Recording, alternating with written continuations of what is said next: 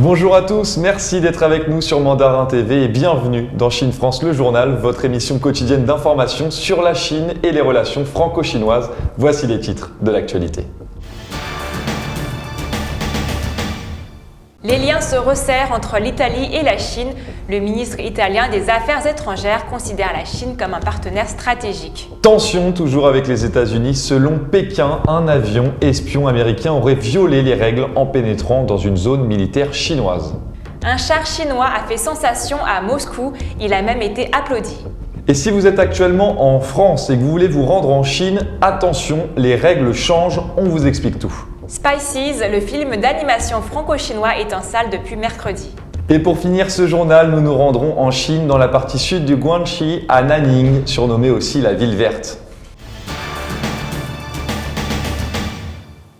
Le chef de la diplomatie chinoise, Wang Yi, a entamé sa tournée en Europe. Il a passé un entretien mardi à Rome, en Italie, avec le ministre italien des Affaires étrangères, Luigi Di Maio. L'Italie dit considérer la Chine comme un partenaire stratégique.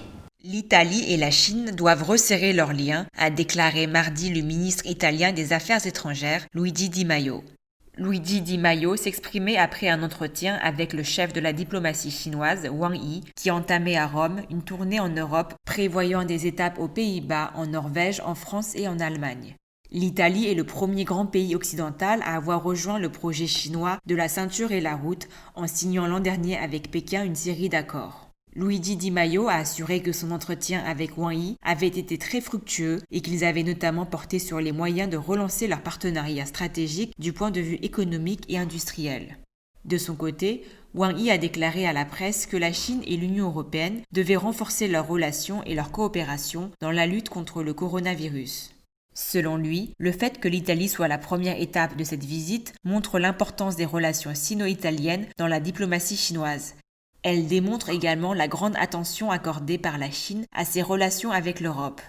Il a indiqué que les relations sino-italiennes avaient résisté aux défis de la pandémie et a rappelé qu'au moment où la Chine était en pleine crise du Covid-19, l'Italie a rapidement dépêché des vols spéciaux transportant du matériel contre l'épidémie. Le président italien Sergio Mattarella a même organisé un concert de solidarité pour la Chine.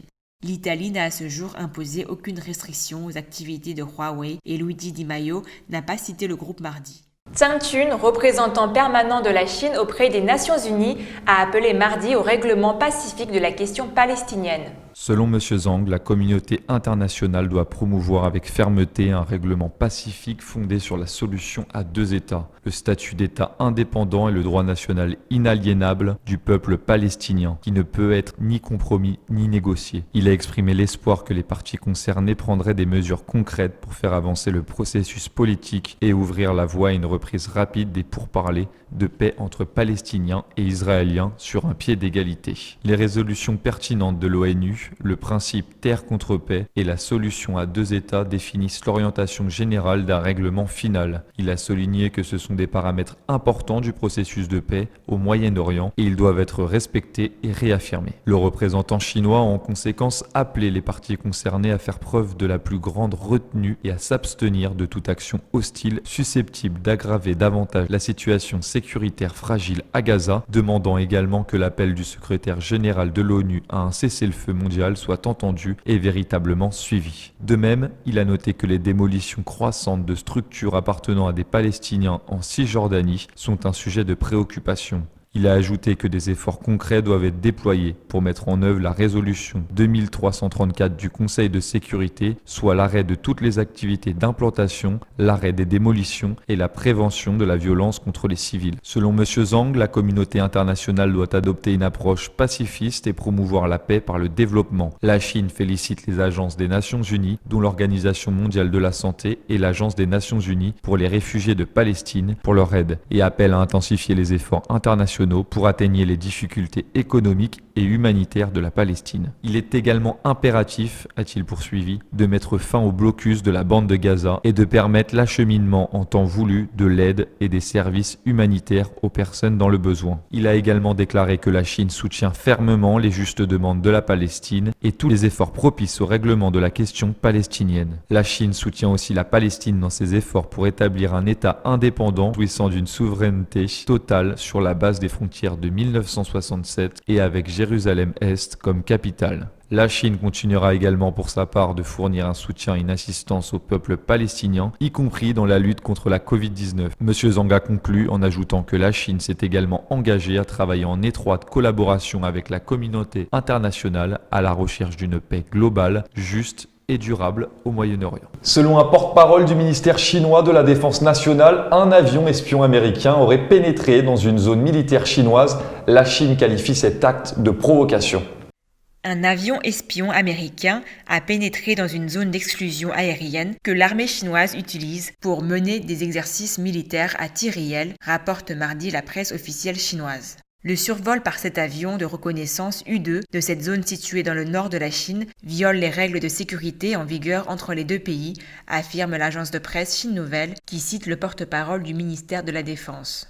L'action américaine aurait facilement pu conduire à des erreurs de jugement et même à des accidents, poursuit l'agence de presse Chine Nouvelle qui qualifie la décision américaine de provocation évidente. Elle a ajouté que la Chine s'opposait fermement à ces actions provocatrices et qu'elle avait engagé des démarches auprès des États-Unis. La colère des autorités chinoises survient dans un contexte de forte tension entre Washington et Pékin qui s'affrontent sur les questions militaires, commerciales et politiques. Les forces navales américaines conduisent régulièrement des opérations et en mer de Chine méridionale, contestant les revendications territoriales de la Chine dans la région. La Chine participe actuellement aux Jeux internationaux militaires de Moscou. Le char chinois ZTZ-96B a fait sensation.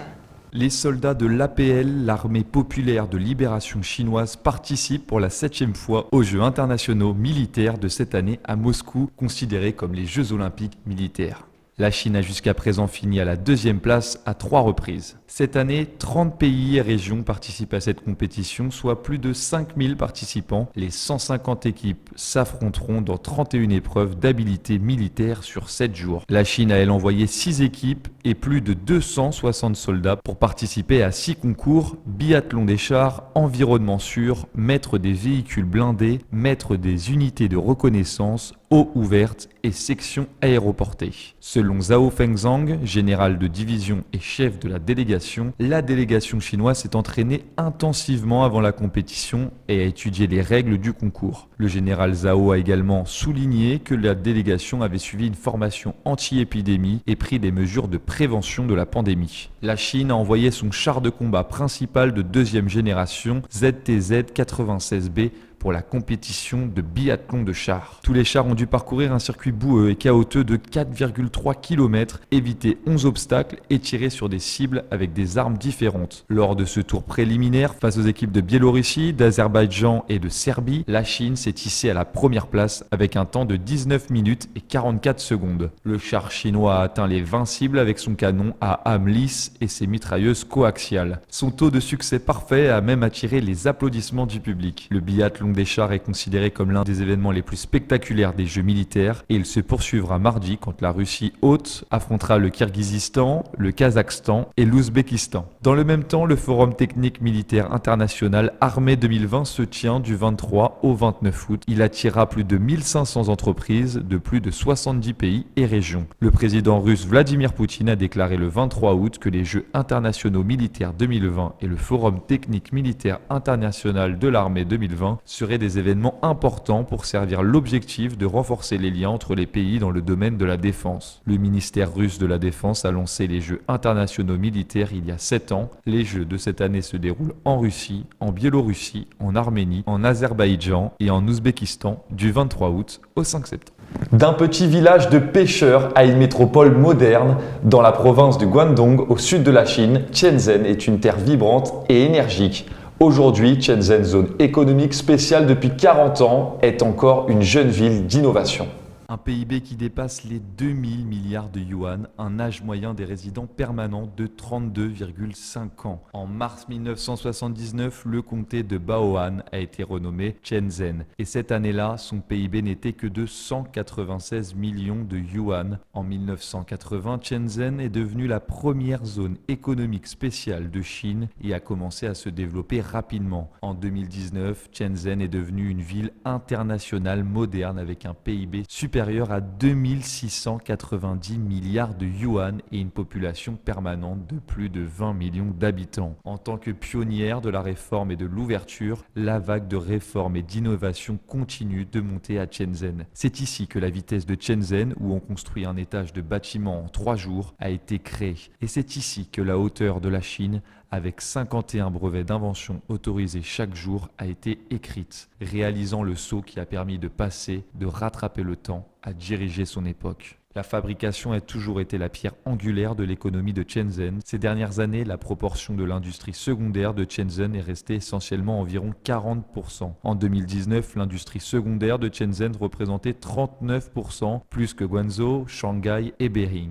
En 2018, Shenzhen est devenue la première ville du pays avec une valeur ajoutée industrielle supérieure à 900 milliards de yuan. Et parmi elles, l'industrie de fabrication de l'information électronique de Shenzhen représente 1/6 de celle du pays, en tête en Chine. Huawei, ZTE, BAI, Mindray, China Star et plein d'autres sociétés sont passées de Shenzhen à la scène mondiale et sont aujourd'hui devenues des sociétés de premier plan dans des industries connexes en Chine et même dans le monde. La fabrication de Shenzhen profite au monde. Les drones grand public fabriqués à Shenzhen représentent 70% du total mondial et les drones grand public d'exportation représentent 90% du total du pays. Les lunettes de moyenne à haut de gamme représentent environ 70% de la production mondiale et 85% d'entre elles sont exportées vers plus de 120 pays et régions. La part de marché des vêtements pour femmes de moyen à haut de gamme dans les principales villes de Chine dépasse 60%. L'innovation de Shenzhen est aussi indissociable de son développement humain. Il y a 40 ans, il n'y avait qu'un seul ouvrier d'entretien des tracteurs et un vétérinaire à Shenzhen. Aujourd'hui, Shenzhen compte un personnel professionnel et technique de presque 2 millions de personnes et plus de 2 millions d'ouvriers scientifiques et technologiques. Sur la base de la population permanente de Shenzhen, 3 résidents de Shenzhen sur 20 sont des travailleurs scientifiques et technologiques. Le développement et la réforme sont sans fin. Shenzhen continuera à secouer son époque avec l'innovation et continuera certainement d'avancer à pas rapides, mettant les voiles pour aller toujours plus loin.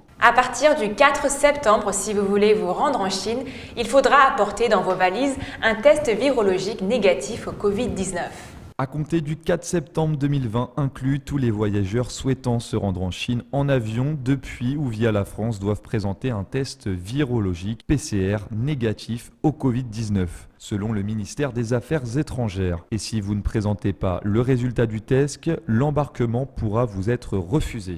Les passagers doivent avoir obtenu le résultat du test PCR en format papier moins de 3 jours avant l'embarquement pour un vol direct ou avec correspondance depuis ou via la France à destination de la Chine. Le dépistage peut être réalisé en France dans l'un des établissements référencés sur le site www.santé.fr. Les passagers étrangers faisant une correspondance en France avant leur arrivée sur le sol chinois doivent effectuer un dépistage dans un établissement local désigné ou reconnu par l'ambassade de Chine ou les consulats de Chine de leur pays de départ. Les passagers de nationalité chinoise en vol avec correspondance depuis ou via la France peuvent embarquer lorsqu'ils sont en possession d'un QR code de santé en couleur verte avec la marque HS. Le QR code est délivré à la suite de l'envoi via l'application WeChat d'un test PCR négatif auprès de l'ambassade ou des consulats de Chine du lieu de départ. La situation étant susceptible d'évoluer, il convient de s'informer auprès des conseils aux voyageurs du ministère des Affaires étrangères. Un petit vendeur ambulant taïwanais qui vend des petits pains cuits à la vapeur a été reconnu par le célèbre guide Michelin. Attention, ça donne faim.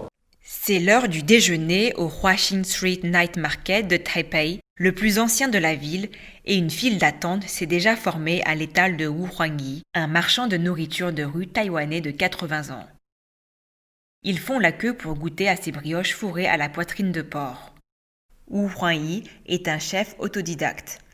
Il a perfectionné sa marinade de viande il y a plus de 20 ans et il se rend toujours au marché à 5 heures du matin chaque jour pour choisir les pièces de poitrine de porc qui mijoteront pendant des heures dans sa marinade spéciale. Le chef de 80 ans a déclaré que ses brioches sont différentes des autres car tout est fait à la main selon la tradition. Wu Huangyi vend sa brioche pour moins de $2 pièce. Son travail acharné et son dévouement ont finalement porté leurs fruits.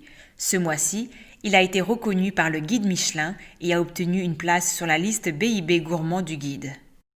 Taïwan, qui a une riche tradition culinaire, compte maintenant plus de 200 inscriptions sur la liste Michelin. C'est en ce moment au cinéma Spices, le film d'animation franco-chinois, une sorte de James Bond avec des animaux et beaucoup d'humour. Un chat charismatique, un rat maladroit, une abeille glamour et une lapine sexy, ce sont les drôles de personnages qui vous attendent au cinéma depuis mercredi. Après les succès de Chasseurs de dragons et de Ballerina, Guillaume Ivernel sort Spices, une coproduction française avec la Chine. Le film d'animation d'action est un mélange entre du cartoon, du James Bond et de la science-fiction. Le tout avec un message sur le réchauffement climatique et l'écologie. Un duo fantaisiste d'agents secrets composé d'un chat, l'exigeant mais rebelle Vladimir, et d'un rat, Hector, le geek vaurien, tient le sort du monde entre ses pattes suite au vol de la radiésite, matériau classé top secret sur une plateforme offshore. Le tandem devra sauver la planète d'une menace climatique. Le film a mis 3 ans pour parvenir jusqu'à nous, longtemps reporté. La sortie chinoise a finalement eu lieu en décembre 2019, 6 mois après une avant-première au Festival d'Annecy. Les critiques ont été bonnes et Spices s'est hissé à la 5e place du box-office local. Spices s'est hissé à la 5e place du box-office local et a dû être arrêté à cause du coronavirus, d'où la sortie tardive du film en France. Spices maintenant, c'est dans les salles depuis mercredi. Ça rentre pas.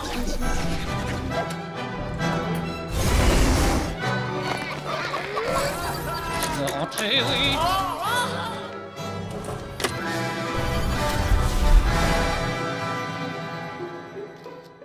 C'est le plus beau jour de toute ma vie. Et tout de suite, nous nous rendons à Nanning, dans le sud de la Chine, où vivent de nombreux groupes ethniques. La ville séduit aussi de nombreux entrepreneurs étrangers. Découvrons le parcours de l'un d'eux, installé dans la zone de développement spécial de Nanning. Surnommée ville verte, Nanning, capitale de la région autonome Zhuang du Guangxi, peut se vanter de richesses culturelles et naturelles inestimables.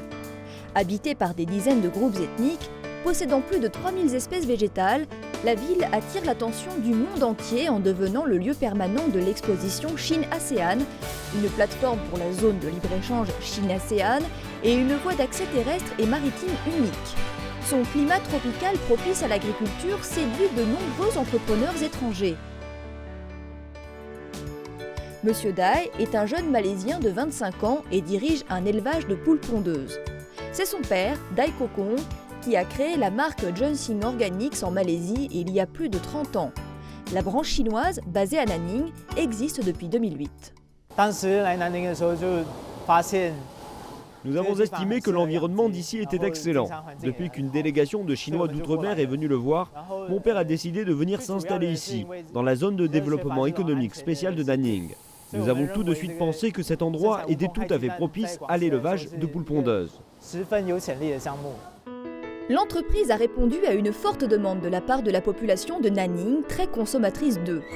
Elle est arrivée au bon moment et a prospéré au point de devenir la première productrice d'œufs frais dans toute la province du Guangxi. Dai Shangzhong considère que la qualité de ses produits a contribué à son succès. Les volailles sont uniquement nourries de farine de maïs. Les Chinois se soucient de plus en plus de la qualité des aliments et préfèrent payer plus cher un produit meilleur. L'entreprise bénéficie entre autres de gros avantages administratifs.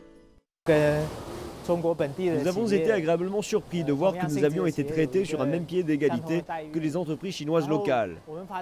De plus, nous avons découvert que nous avions le droit à toutes sortes d'avantages administratifs et financiers, ce qui nous a facilité le travail. Nous avions droit à des allègements de taxes et de charges patronales. Monsieur Dai considère que son entreprise entre parfaitement dans le cadre de l'initiative de la route de la soie maritime du XXIe siècle. Il ne s'agit pas seulement d'offres et de demandes, mais aussi de dialogue de peuple à peuple. Cette initiative de la route de la soie maritime du XXIe siècle est extrêmement importante. Elle a permis de promouvoir la paix dans le sud-est asiatique et dans le reste du monde. De plus, elle permet de renforcer le dialogue et la compréhension mutuelle entre nos deux peuples. Bien sûr, il y aura toujours des différends, mais un meilleur dialogue permettra toujours de dissiper les malentendus et de préserver la paix. En devenant le lieu permanent de l'exposition Chine-ASEAN, Nanning est devenue une plateforme de coopération intensive dans les domaines politiques, économiques, industriels, scientifiques et académiques entre la Chine et les 10 pays membres. En 2015 notamment, le forum s'est concentré sur les capacités de production de la Chine et la stimulation des programmes de coopération. Ce sont des programmes variés et incontournables qui concernent de nombreux domaines économiques et industriels. Depuis 12 ans, ce sont plus de 500 000 entreprises qui ont participé à ces différents programmes. Avec la création de l'initiative de la route de la soie maritime du XXIe siècle, les principes de coopération ont changé. Les formes classiques d'importation et d'exportation ont augmenté dans la chaîne de valeur internationale. Maintenant, la production se fait main dans la main. La Chine envoie désormais ses techniques et technologies de pointe dans des entreprises du Myanmar ou du Vietnam pour produire des choses qui seront ensuite vendues en Europe, en Amérique du Nord ou au Japon. Cette forme de coopération est devenue la tendance principale dans le secteur industriel. En tant que centre politique, économique et culturel du Guangxi et ville clé de la ceinture économique de la rivière des Perles, Nanning projette de s'ouvrir encore davantage aux pays du Sud et du Sud-Est asiatique. Des investisseurs venus de plus de 43 pays et régions ont déjà manifesté leur intérêt pour la ville verte. La situation géographique privilégiée de la région autonome Zhuang du Guangxi en a fait une étape incontournable de la route de la soie maritime du XXIe siècle. Les entrepreneurs étrangers ne s'y sont pas trompés. En choisissant de s'installer à Nanning, ils font progresser les liens d'amitié et économiques entre les peuples, notamment ceux de l'ASEAN. Et c'est déjà la fin de votre journal. Merci à tous de l'avoir suivi. Et rendez-vous sur mandarintv.fr pour retrouver toutes nos vidéos. Excellente journée ou excellente soirée sur Mandarin TV. Merci.